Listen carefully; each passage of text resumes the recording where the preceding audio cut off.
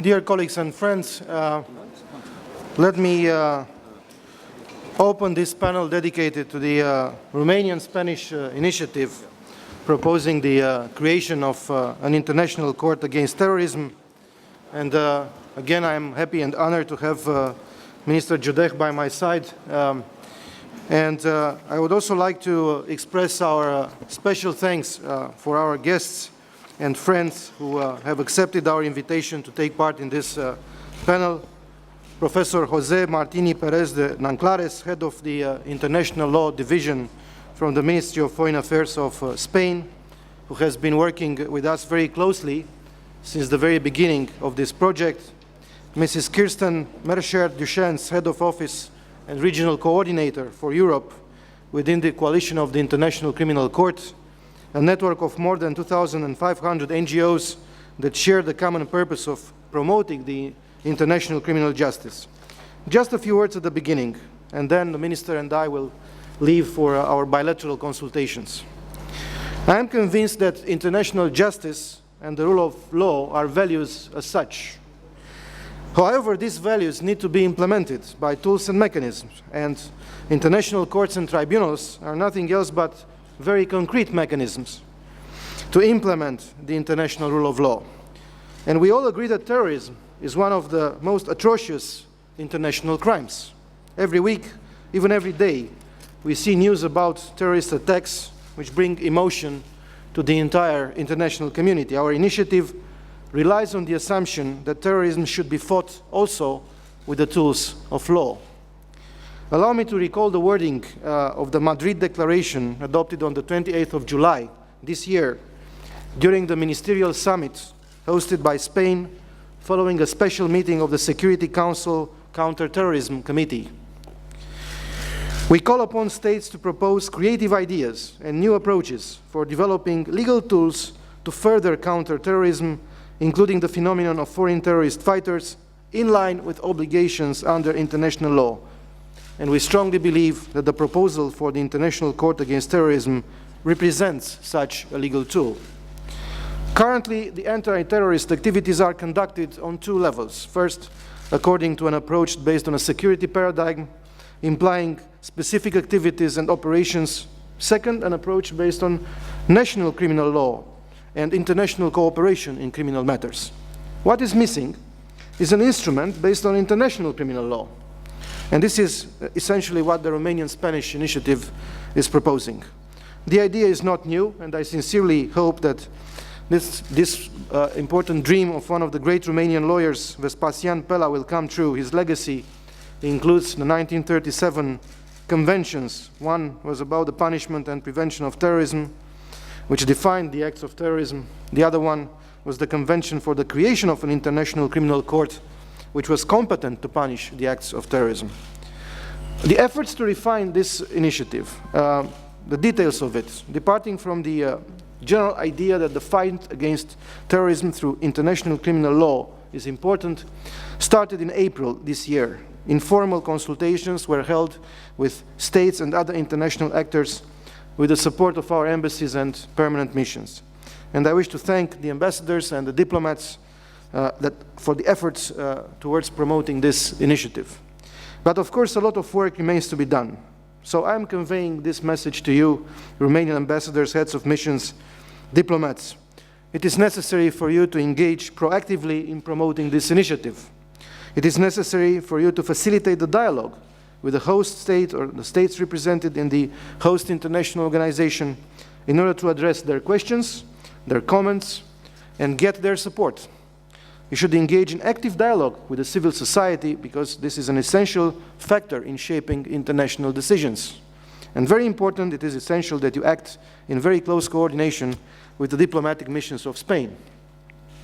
This is a medium to long-term project that requires, on one hand, consistency and tenacity, but on the other hand, adaptation of details in order to reflect the widest consensus on the international stage. And indeed, the success of this project will depend on the genuine will of the international community to fight terrorism also with the weapons of law. I am convinced that we will have the necessary ambition and determination to succeed. And I would like, if he pleases, Minister Judeh to say a few words on this issue. Thank you very much, my friend, and this has been a very illuminating expose of what is needed. It's a great initiative by both Romania and Spain. We've discussed this in the past, and I have said before that this is something that not only we believe in, but as people who have been at the receiving end of terrorist activity, not historically. I mean, Jordan was targeted. The last tragic attack was in 2005 in 3 of our hotels in Amman, in the capital, and every day, given the fact that we have a contiguous border with Syria and with Iraq, and every day there are attempts to infiltrate, and thank God for the vigilance of our security services, of our armed forces. And so, you know, when we speak, we speak with the pain of having experienced this, of having been at the receiving end of it, and we certainly sympathize every time we hear of a terrorist attack where innocent civilians and innocent people perish. We see it every day happening in Iraq. We see it every day happening in Syria. We've seen it recently in Saudi Arabia and Kuwait.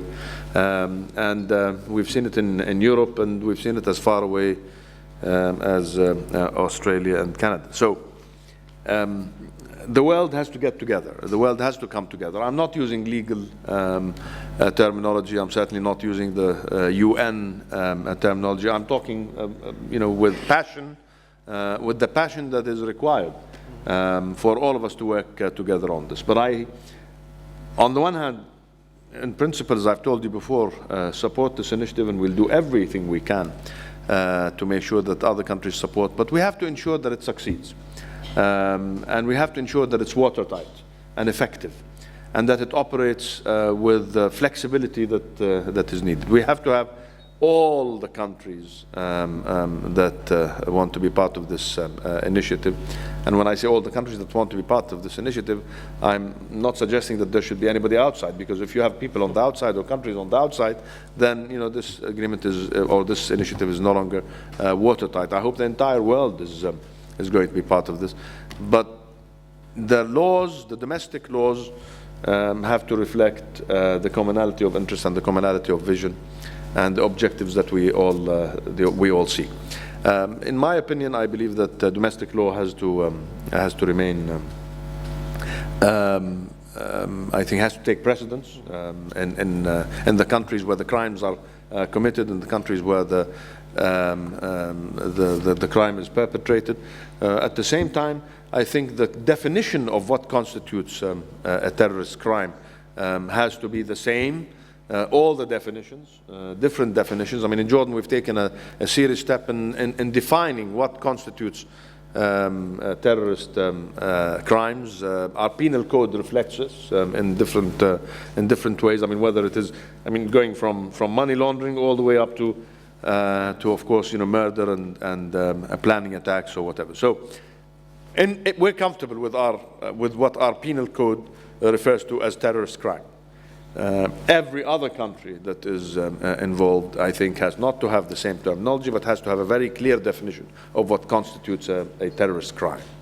Otherwise, we're going to run into problems. You and I have discussed in the past, my friend, that either this initiative is launched on a sound, solid basis, or better to study it further and make sure that it does at some stage. I think the momentum should continue. I think we all support this for the objectives, the noble objectives that it hopes to achieve. But I think we have to ensure that everyone is on board and everyone is on the same sheet. Otherwise, we will start having to do damage control in the future and start having to engage in discussion over what constitutes a crime, what doesn't, whose law takes precedence. Is it domestic law, or is it the regulations of this new court? There is nothing more than I would like to see than a specialized court to deal with terrorist crimes around the world. We support this initiative. But I think, again, we have to make sure everybody's on board and that we study it very, very carefully and that we engage in a process, a legal as well as a political process that will produce the result that we all want.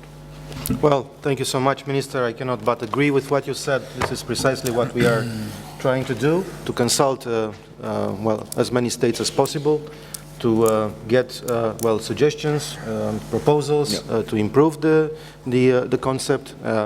And at the same time, this is precisely the well, underlying principle that we well, try to base our court, the primacy of the national courts and of the national effort to combat terrorism, and the intervention of this court only as a subsidiary mechanism. This is the well, the basic well, idea behind the whole thing, because what we want to see is to have especially a preventive effect, and on one hand, on the other hand, to stimulate the national efforts to combat this growing phenomenon, unfortunately, and at the same time to have an international tool to intervene whenever the states are unwilling or unable or impossibility to act against the terrorist activities. But I'm very grateful for your support for this initiative, and I'm convinced that we will work together. I know Jordan is a strong supporter of the international criminal law. You are a member of the... we are founding member. A party of the Statute of Rome, and I am relying on your input in order to make this initiative workable.